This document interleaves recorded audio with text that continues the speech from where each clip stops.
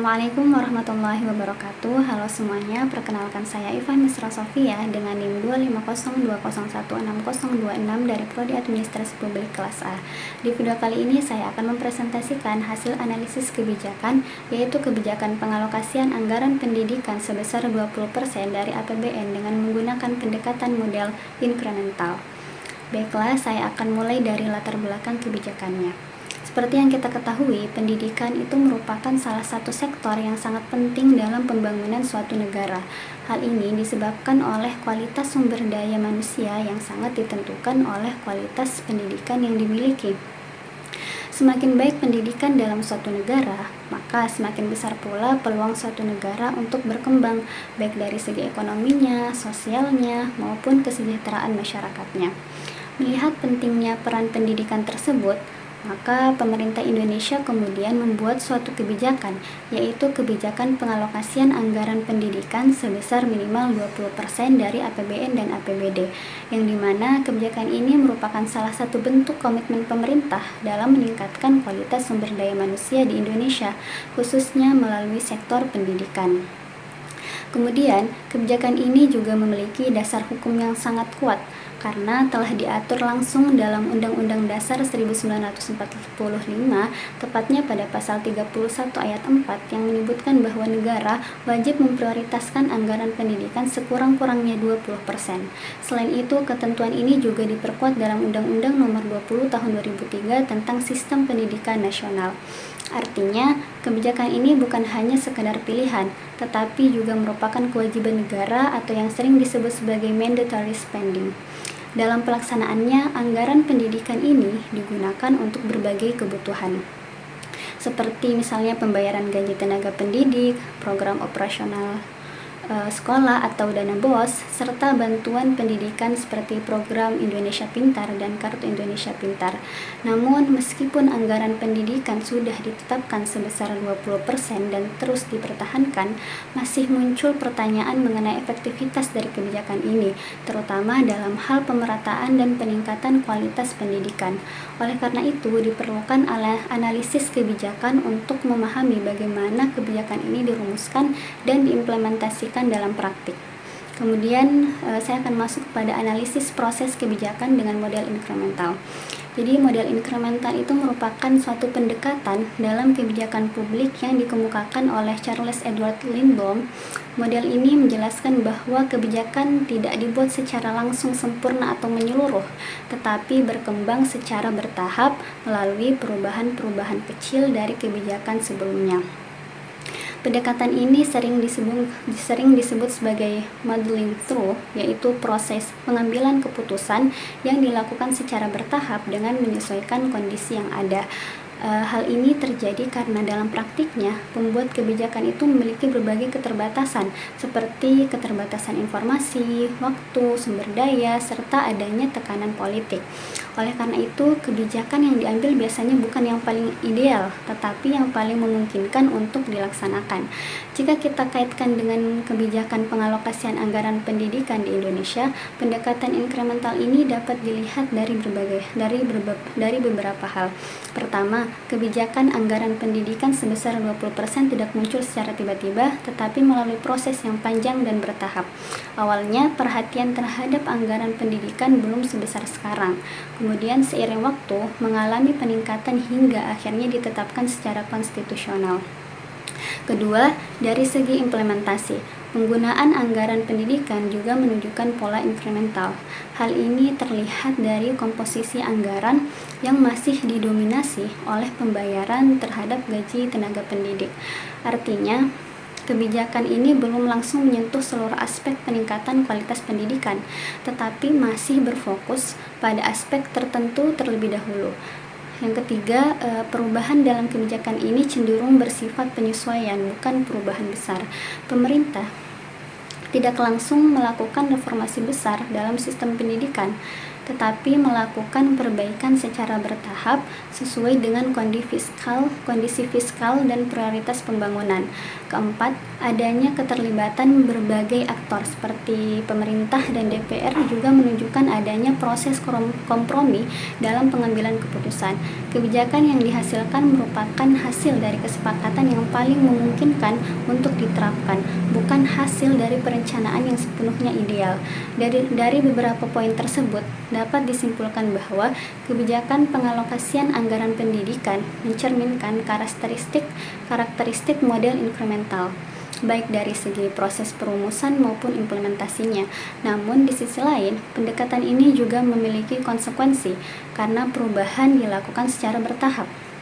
Maka dampak yang dihasilkan juga cenderung tidak langsung terlihat dalam waktu singkat. Hal ini dapat menjelaskan mengapa meskipun anggaran pendidikan sudah mencapai 20%, tetapi peningkatan kualitas pendidikan belum juga sepenuhnya merata. Dengan kata lain, kebijakan ini memang berjalan, tetapi hasilnya membutuhkan waktu yang lebih lama untuk bisa dirasakan secara optimal. Selanjutnya, untuk memahami bagaimana kebijakan ini bisa berjalan, kita perlu melihat siapa saja sih aktor yang terlibat di dalamnya. Dalam kebijakan pengalokasian anggaran pendidikan, terdapat beberapa pihak yang memiliki peran penting. Yang pertama yaitu pemerintah, khususnya Kementerian Keuangan. Kementerian Keuangan di sini berperan dalam menyusun dan mengelola anggaran negara. Kemudian ada juga kementerian di bidang pendidikan yang bertanggung jawab dalam pelaksanaan program-program pendidikan. Selain itu, DPR juga memiliki peran dalam pembahasan dan persetujuan anggaran, dan juga masyarakatnya yang berperan sebagai penerima manfaat sekaligus pihak yang memberikan tuntutan terhadap peningkatan kualitas pendidikan. Karena melibatkan banyak aktor, proses kebijakan ini tidak terlepas dari adanya kompromi antar pihak. Pemerintah harus menyeimbangkan antara kewajiban untuk memenuhi alokasi anggaran pendidikan sebesar 20% dengan keterbatasan kondisi keuangan negara. Sementara itu, DPR dan masyarakat juga terus mendorong agar anggaran tersebut dapat memberikan hasil yang optimal. Dengan demikian, kebijakan yang dihasilkan merupakan hasil dari proses penyesuaian dan tawar-menawar antar berbagai kepentingan. Jika dilihat dari prosesnya, kebijakan ini juga berjalan melalui tahapan yang bersifat bertahap, dimulai dari penetapan kebijakan dalam konstitusi, kemudian peningkatan anggaran secara berkelanjutan, dilanjutkan dengan penyesuaian dalam komposisi anggaran, pelaksanaan program, hingga pada evaluasi dan perbaikan kebijakan. Proses ini menunjukkan bahwa kebijakan tidak hanya bersifat statis, tetapi terus berkembang sesuai dengan kondisi dan kebutuhan yang ada. Namun, dalam pelaksanaannya, kebijakan ini juga dipengaruhi oleh berbagai faktor pendukung dan hambatan. Yang pertama, dari sisi pendukung. Kebijakan ini jelas memiliki landasan hukum yang kuat, sehingga memiliki legitimasi yang jelas dan wajib untuk dilaksanakan. Selain itu, komitmen pemerintah dalam mempertahankan anggaran pendidikan serta meningkatnya kesadaran masyarakat terhadap pentingnya pendidikan juga menjadi faktor yang mendukung keberlanjutan kebijakan ini. Namun di sisi lain terdapat juga beberapa hambatan yang masih dihadapi, seperti anggaran pendidikan yang meskipun sudah mencapai 20%, namun peningkatan kualitas pendidikan masih belum merata di seluruh wilayah. Selain itu, sebagian besar anggaran masih digunakan untuk pembayaran gaji tenaga pendidik, sehingga ruang untuk inovasi dan peningkatan kualitas pendidikan pun menjadi terbatas. Meskipun begitu, masih banyak sekali kesenjangan kesejahteraan terhadap tenaga pendidik di Indonesia, terutama bagi para guru honorer. Hal ini menunjukkan bahwa permasalahan dalam kebijakan ini tidak hanya terletak pada besarnya anggaran, tetapi juga pada pengelolaan dan distribusi anggaran yang belum sepenuhnya optimal. Dari seluruh pembahasan tersebut, dapat disimpulkan bahwa kebijakan pengalokasian anggaran pendidikan sebesar 20% dari APBN merupakan kebijakan yang sangat penting dan strategis dalam pembangunan nasional. Kebijakan ini menunjukkan komitmen negara dalam menjadikan pendidikan sebagai prioritas utama. Namun berdasarkan analisis menggunakan model inkremental, Kebijakan ini berkembang secara bertahap melalui proses penyesuaian dan kompromi antar aktor. Pendekatan ini memang memberikan stabilitas dan membuat kebijakan lebih realistis, tetapi juga menyebabkan perubahan yang terjadi menjadi relatif lambat. Hal ini terlihat dari masih banyaknya permasalahan yang terjadi dalam pengimplementasiannya, seperti belum meratanya kualitas pendidikan dan belum optimalnya pengelolaan anggaran. Oleh karena itu, diperlukan beberapa rekomendasi regulasi agar kebijakan ini dapat berjalan lebih efektif. Yang pertama yaitu pemerintah perlu mengatur komposisi anggaran pendidikan secara lebih seimbang, sehingga tidak terlalu didominasi oleh belanja pegawai, tetapi juga diarahkan pada peningkatan kualitas pendidikan seperti fasilitas, teknologi, dan pengembangan kompetensi tenaga pendidik. Yang kedua, transparansi dan akuntabilitas dalam pengelolaan anggaran perlu diperkuat sehingga penggunaan anggaran dapat dipantau dengan jelas dan tepat sasaran. Yang ketiga, perlu adanya perhatian yang lebih serius terhadap pemerataan kesejahteraan tenaga pendidik, terutama bagi guru honorer.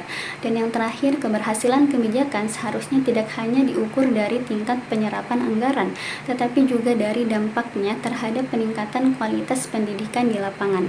Selain analisis kebijakan yang telah dijelaskan, terdapat juga bagian lembar kerja atau worksheet yang membahas lebih lanjut mengenai model incremental. Jadi model incremental itu merupakan suatu pendekatan dalam kebijakan publik yang menekankan bahwa kebijakan itu dibuat secara bertahap melalui penyesuaian dari kebijakan sebelumnya, bukan secara langsung menyeluruh. Pendekatan ini muncul karena adanya keterbatasan dalam proses pengambilan keputusan, sehingga kebijakan yang dihasilkan lebih realistis dan fleksibel. Dari sisi kelebihan, model ini mampu menghasilkan kebijakan yang lebih mudah diterapkan dan dapat mengurangi risiko kegagalan karena dilakukan secara bertahap. Selain itu, kebijakan ini juga lebih mudah diterima secara politik karena melibatkan kompromi antar pihak.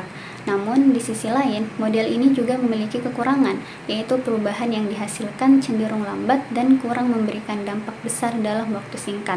Selain itu, model ini juga cenderung mempertahankan kebijakan lama dan kurang mendorong adanya inovasi. Jika dikaitkan dengan kebijakan anggaran pendidikan, dapat dilihat bahwa kebijakan ini mencerminkan model incremental karena berkembang secara bertahap, melibatkan berbagai aktor, serta menunjukkan adanya penyesuaian dalam implementasinya.